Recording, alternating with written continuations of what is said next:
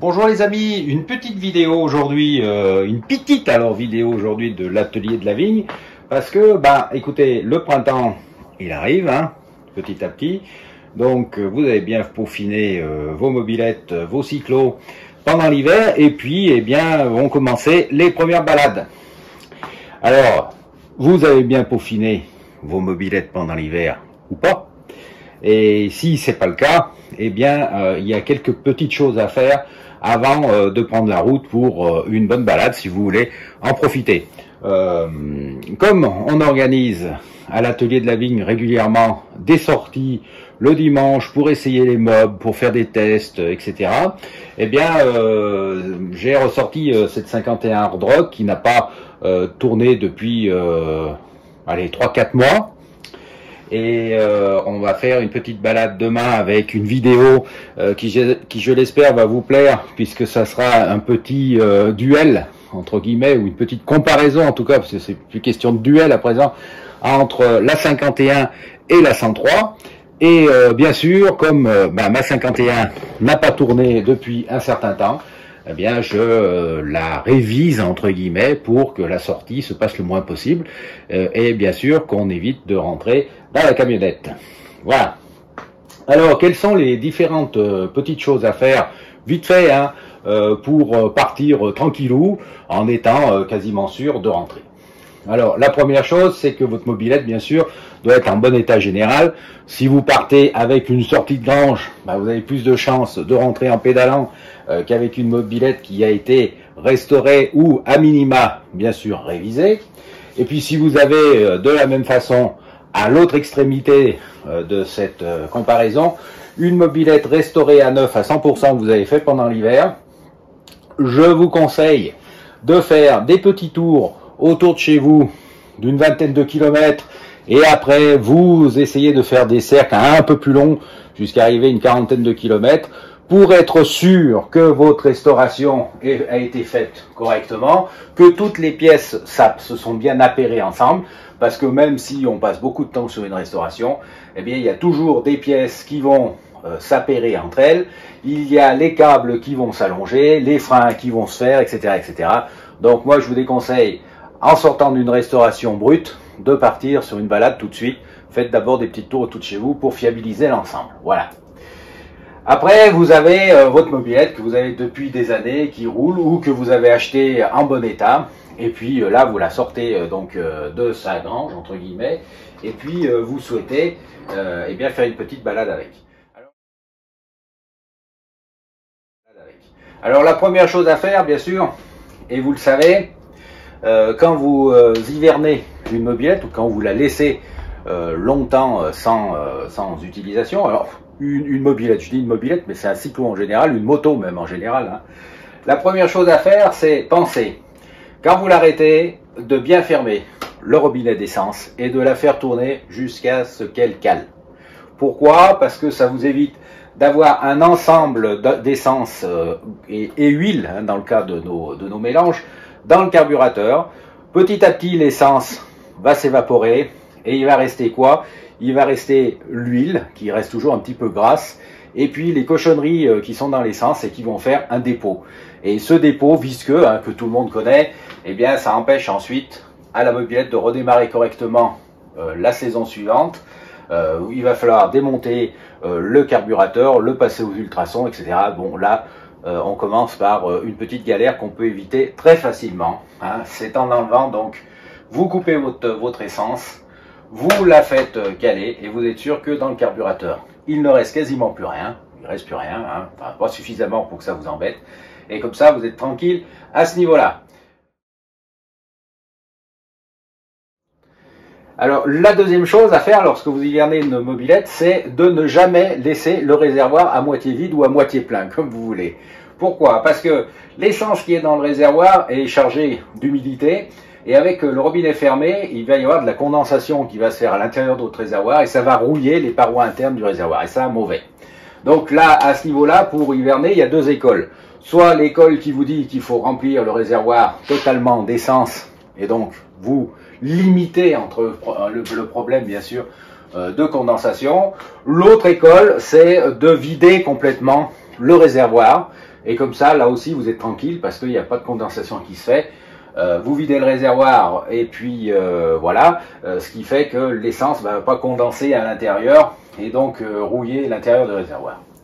Alors l'avis de l'atelier de la vigne là-dessus, mon avis en fait, bien les deux ont raison et tort en même temps. Bon, alors pourquoi? Parce que si vous videz entièrement votre réservoir, il y aura de toute façon une certaine condensation qui va se faire et le réservoir va quand même se piquer à l'intérieur. Ça, c'est évident. De toute façon, les vieux réservoirs, ça arrive toujours à se piquer un peu, sauf s'ils ont vraiment été hivernés correctement. Hiverner correctement, ça veut dire qu'on prend la peine de vider le réservoir et de pulvériser à l'intérieur de l'huile pour que le réservoir soit nickel quand on le reprend. C'était ce qui était conseillé dans les manuels d'entretien des motos d'après-guerre, d'avant-guerre. Mais qui fait ça aujourd'hui? J'en sais rien, franchement. La deuxième solution, remplir le réservoir d'essence, oui, ok. Mais il y aura plusieurs risques. D'abord, nos machines ne sont pas toujours d'une étanchéité absolument phénoménale.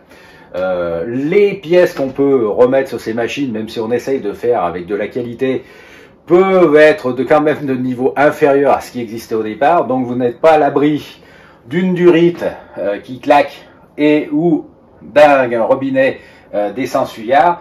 Et dans ce cas-là, vous avez vite votre essence de réservoir qui sointe dans votre garage ou dans votre lieu de rangement, avec tous les effets négatifs que ça peut entraîner au niveau des odeurs, etc. etc.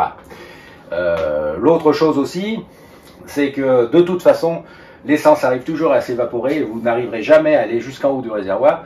Donc vous aurez toujours un problème de rouille au niveau supérieur du réservoir. Ce qui n'est pas très grave en soi, hein, parce que c'est surtout l'inférieur, le côté inférieur du réservoir qui compte, parce que c'est là où s'accumule en fait la cochonnerie qui va ensuite bloquer votre circuit d'essence. Donc les deux écoles, ils ont raison, et d'un autre côté, c'est pas la panacée. Alors la panacée, eh bien, consiste en trois choses, mais alors il faut vraiment vouloir le faire. Soit vider complètement votre réservoir et comme je vous l'ai dit, le pulvériser avec de l'huile. Et puis bien sûr, après, quand vous remettez de l'essence, vous le rincez une fois avec l'essence et puis vous remettez ensuite votre essence de fonctionnement, sinon ça va beaucoup fumer. La deuxième solution, c'est de le remplir complètement, mais non pas avec de l'essence, mais avec du gazoil. Le gazoil est beaucoup plus gras, donc les réservoirs de gazoil rouillent beaucoup moins que les réservoirs d'essence. Donc vous remplissez bien sûr votre machine avec le gazoil. Vous n'oubliez pas bien sûr de vidanger le tout avant de repartir. Et puis la troisième solution, eh bien c'est le résinage de votre réservoir. Dans ce cas-là, si vous résinez votre réservoir, vous avez supprimé pour un certain temps le problème de corrosion. Et dans ce cas-là, vous pouvez tout simplement, à la fin de la saison, vider votre réservoir, vider votre carburateur et laisser tout tel quel. Voilà. Entre les deux, eh bien, c'est à vous de choisir. Il n'y a pas de solution miracle. Donc, c'est pas la peine de s'engueuler là-dessus. Tout le monde a raison et tout le monde a tort. Parce que, de toute façon, comme je vous l'ai dit, on n'arrive jamais à avoir des résultats impeccables. Sauf, effectivement, à mettre en œuvre les trois choses que je vous ai dit, hein, gazoil, résinage ou pulvérisation d'huile. Mais c'est une contrainte. Bien sûr, mais bon, s'occuper de motos, de véhicules anciens et les hiverner pour qu'ils passent correctement leur saison de façon préservée, voire même si vous avez plusieurs cyclos qui ne tournent pas pendant plusieurs années, c'est la meilleure façon de faire. Bon, voilà. Alors, on revient donc aujourd'hui à la remise en route. Alors, la remise en route, dans ce cas-là, le réservoir, moi, j'avais rempli de gazoil. Donc, j'ai bien sûr vidangé le gazoil et je lui ai remis de l'essence neuve. Très important ça aussi, n'utilisez pas de la vieille essence qui a été stockée pendant longtemps, que vous avez récupéré l'année dernière. Utilisez du samplon 98 que vous venez de chercher à la pompe et que vous payez très cher aujourd'hui et vous remettez de l'huile neuve. Partez sur un mélange, c'est pas 5 litres d'essence que vous allez faire qui va non plus grever le budget du mois. Partez sur de l'essence neuve. Dans un deuxième temps, j'ai donc mis l'essence neuve à l'intérieur et j'ai ouvert le robinet d'essence pour que l'essence vienne remplir le carburateur que j'avais bien sûr vidé l'année dernière. Alors, en même temps, bien sûr, que vous remplissez d'essence et que vous ouvrez le robinet du carburateur, vous enlevez votre cache et vous allez voir si jamais il n'y a pas une fuite d'essence qui peut se provoquer après ce temps d'immobilisation. Alors, la fuite d'essence, ça peut arriver pour plusieurs raisons. Hein. Les joints, si vous ne les avez pas changés, ou même si vous les avez changés depuis longtemps, ils peuvent être secs, donc ils peuvent arriver à fuir, alors que ce soit ceux du robinet ou ceux du carburateur. Et puis la deuxième chose, les durites, si vous n'utilisez pas des durites de bonne qualité, vous le savez, elles deviennent sèches, elles rétrécissent, et il est tout à fait possible qu'en rétrécissant, eh bien, une partie de la durite se soit barrée du tuyau sur lequel vous l'avez fixé. Donc vérifiez ça, s'il n'y a pas de fuite d'huile, vous êtes tranquille.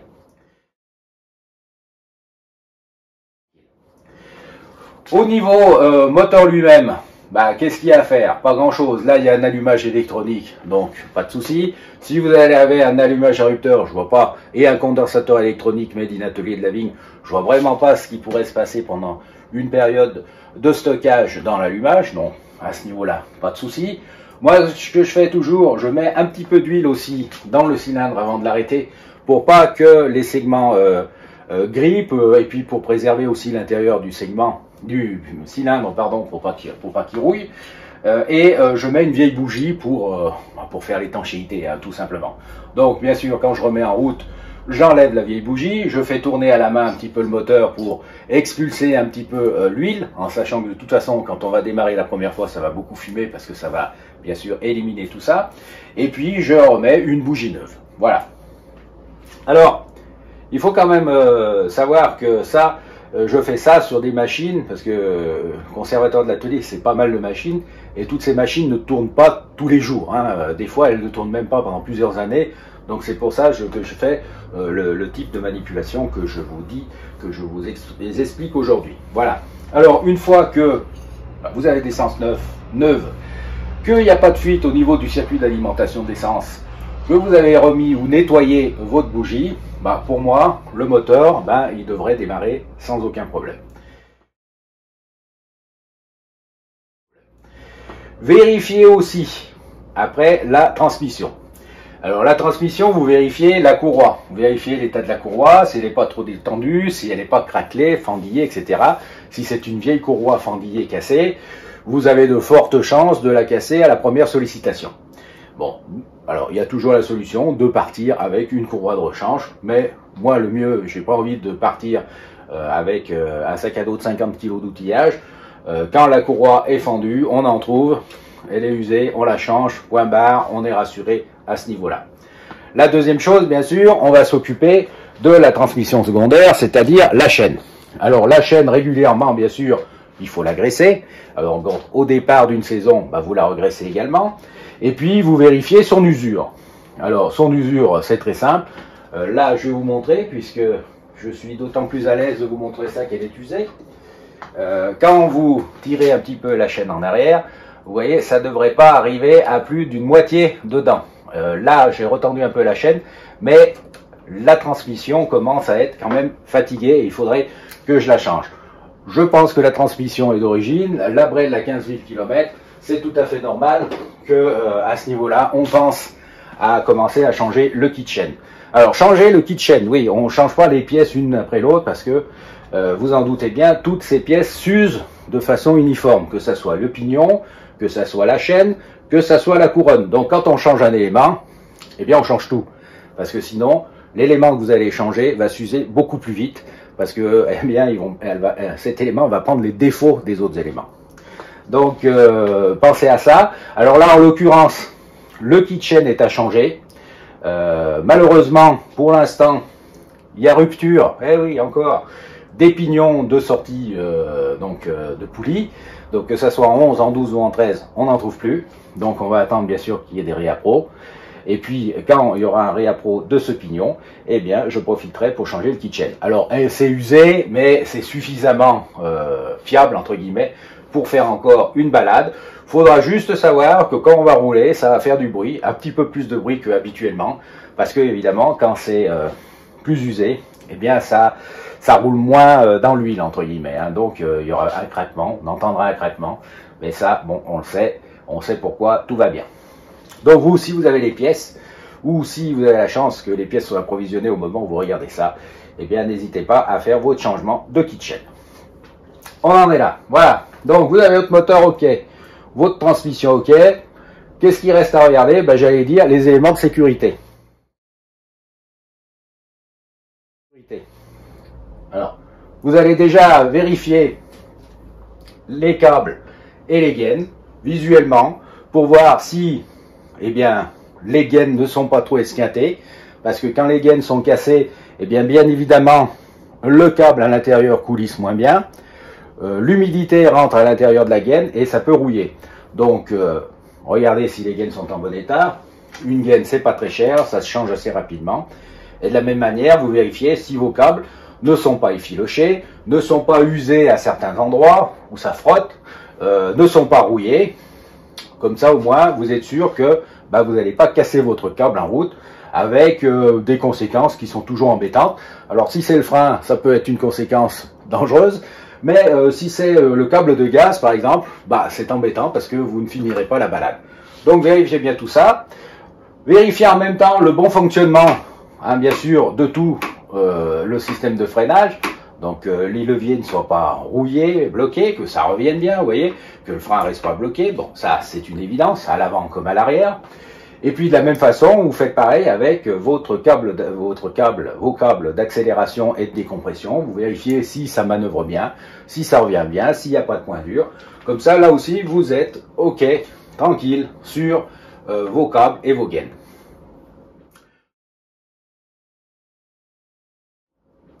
Le dernier point à regarder, pour partir en balade, hein, bien sûr, c'est vos pneus.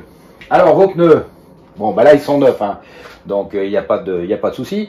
Vérifiez vos deux pneus, si ces pneus, ils ne sont pas fendillés, craquelés ou trop usés.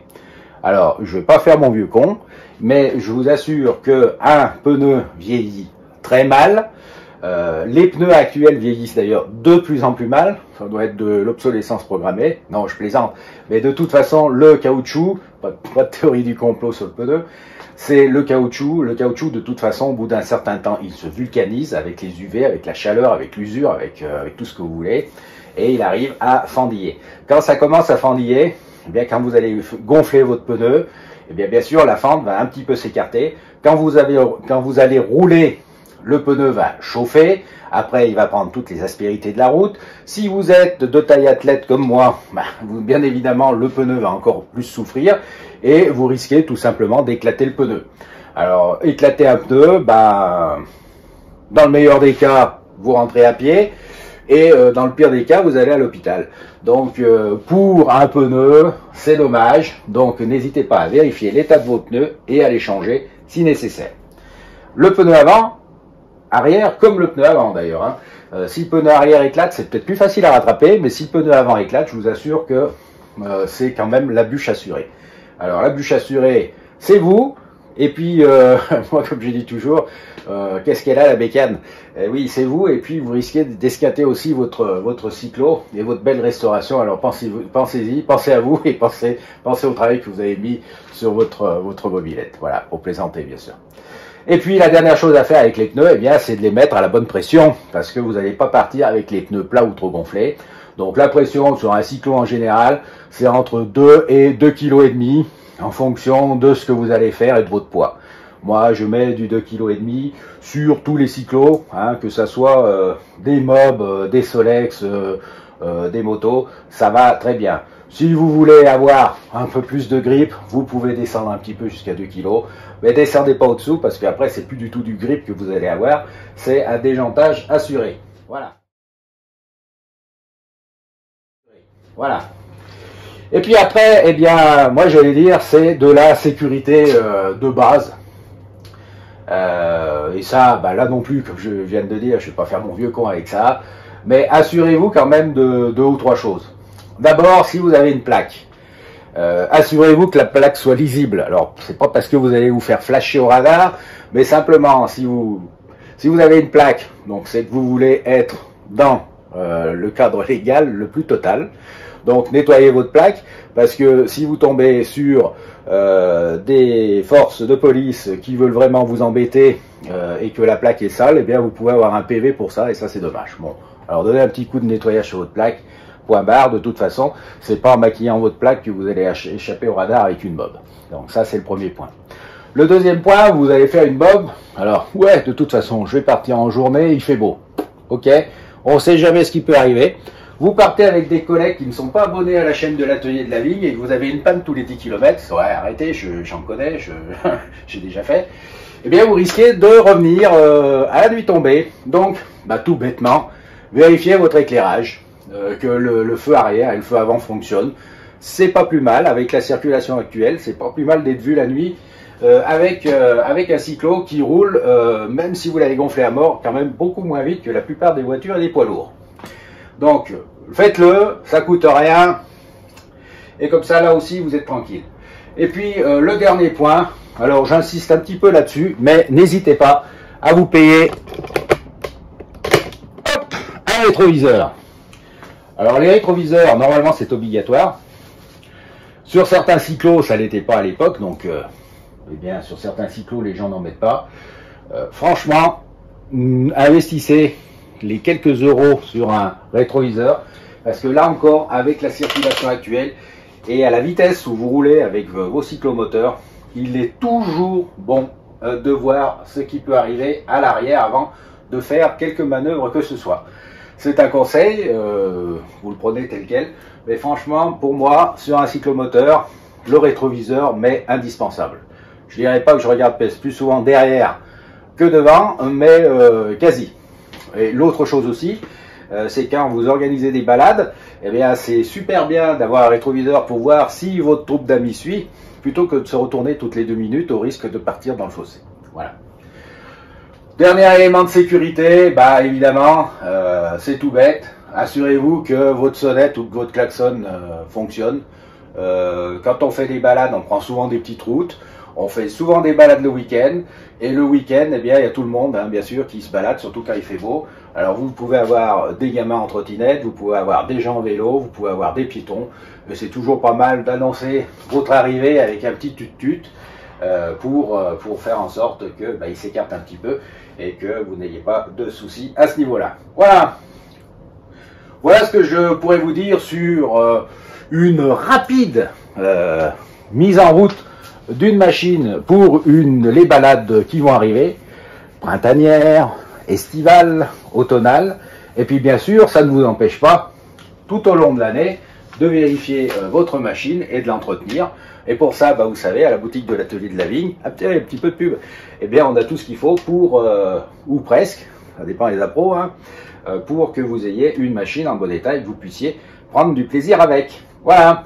Le dernier point, bien sûr, et je ne l'ai pas oublié, c'est de mettre votre machine en route avant de démarrer.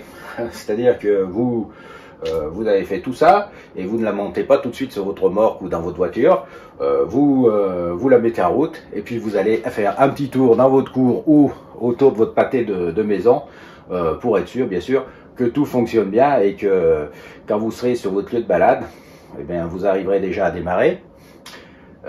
C'est du vécu, que vous arrivez à faire plus de 100 mètres, c'est du vécu aussi. Voilà, j'espère que cette vidéo vous a plu. C'est une petite vidéo, ça peut vous servir ou pas. Si vous aimez, partagez. N'hésitez pas non plus à aller sur notre Insta où vous avez des informations au jour le jour. N'hésitez pas à passer sur la boutique, bien sûr, si vous avez besoin de pièces. Et puis je vous dis à bientôt pour ce genre de vidéo ou bien d'autres. Merci et bonne balade.